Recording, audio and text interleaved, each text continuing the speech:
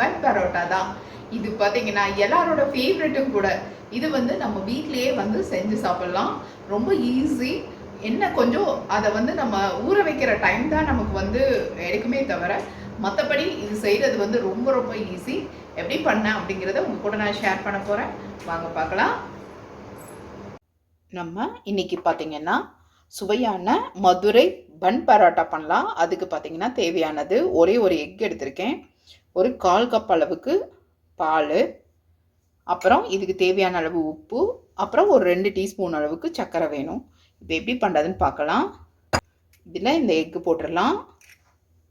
இதில் இந்த பாலும் இதுலேயே ஊற்றிடலாம்.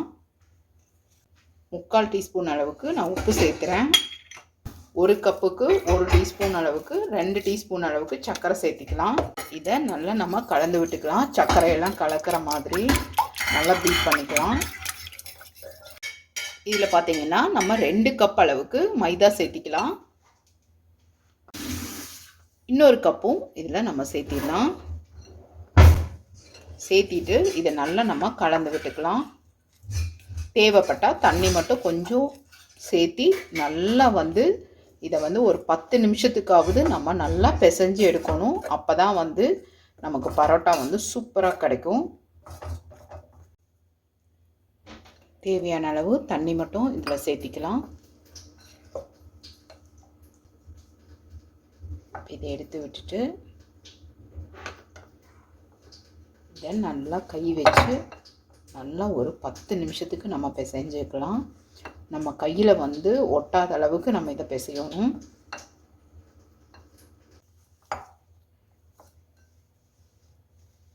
இதில் பார்த்திங்கன்னா கொஞ்சம் நம்ம இப்போ ஆயில் போட்டுக்கலாம்.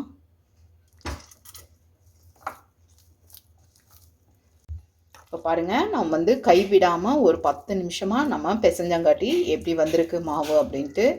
இதில் நல்லா கொஞ்சம் எண்ணெய் போட்டு நம்ம வந்து இதை ஒரு 2 மணி நேரத்துக்காவது நம்ம இதை ஊற வைக்கணும்.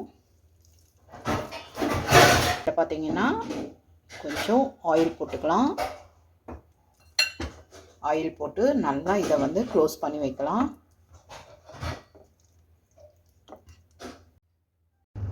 பார்த்திங்கன்னா நல்லாவே பார்த்திங்கன்னா 2 ஹவர்ஸ் நல்லா ஊறி இருக்குது மாவு. பாருங்கள் எவ்வளோ சூப்பராக வந்திருக்கு அப்படின்ட்டு. இதை வந்து நம்ம சின்ன சின்ன உருண்டைகளாக நம்ம எடுத்து வச்சுக்கலாம். கொஞ்சம் இதுக்கெல்லாம் வந்து நல்லாவே ஆயில் தேவைப்படும். அதனால தான் வந்து அவ்வளோ டேஸ்டியாக இருக்கிறது. இதெல்லாம் நம்ம என்றைக்காவது ஒரு நாள் தான் நம்ம செஞ்சு சாப்பிட்றது.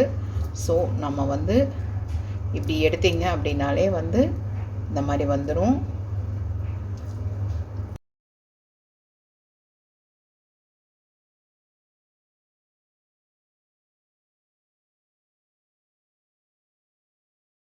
இதில் பார்த்திங்கன்னா நம்ம கொஞ்சம் ஆயில் வந்து நல்லாவே தடவி விடலாம். அப்போ தான் வந்து நல்லா நமக்கு இழுத்து இழுத்து நம்ம பண்ணும்போது சூப்பராக வரும் அது பரோட்டா.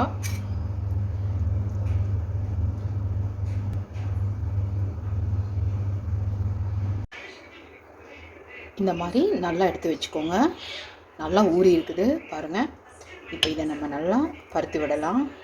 எந்த அளவுக்கு நீங்கள் இழுத்து விடுறீங்களோ அந்த அளவுக்கு இழுத்து விடுங்க.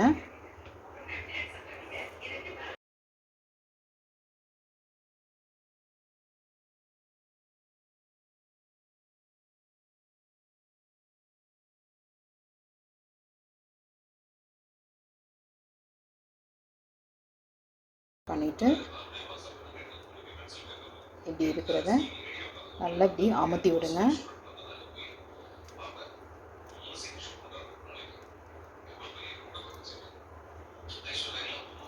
உள்ளே பார்த்திங்கன்னா ஒரு மாதிரி ஏர் மாதிரி இருக்கும். அதுதான் வந்து நல்ல ஒரு பதம். அப்போ தான் இந்த பரோட்டா வந்து நல்லா அப்படியே சூப்பராக நமக்கு வரும்.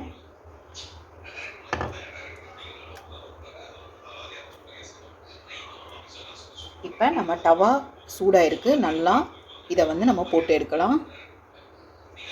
பதத்துக்கு நம்ம எடுத்துக்கலாம்.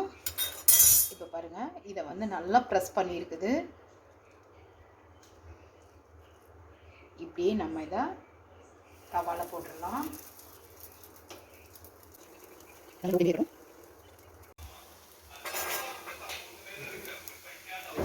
போதும். இப்போ நம்ம எடுத்துடலாம் அதை.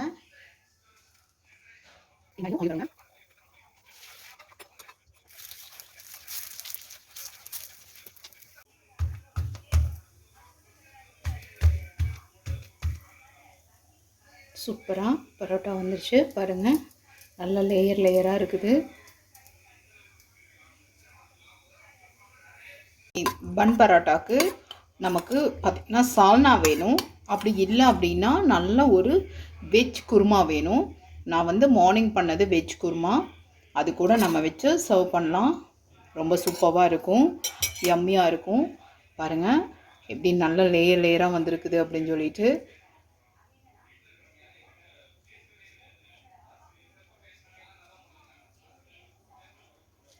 நம்ம டேஸ்ட் பார்க்கலாம் எப்படி இருக்குது அப்படின்னு சொல்லிட்டு. ரொம்ப யம்மியாக வந்திருக்குது இந்த பன் பரோட்டா, மதுரை பன் பரோட்டா. இந்த ரெசிபியை கண்டிப்பாக நீங்கள் எல்லாருமே ட்ரை பண்ணி பாருங்கள் ஃப்ரெண்ட்ஸ். ரொம்ப ஈஸி தான். இந்த ரெசிபி பிடிச்சிருந்ததுன்னா கண்டிப்பாக லைக் பண்ணுங்கள், நம்ம சேனலை சப்ஸ்கிரைப் பண்ணுங்கள் ஃப்ரெண்ட்ஸ். தேங்க்ஸ் ஃபார் வாட்சிங்.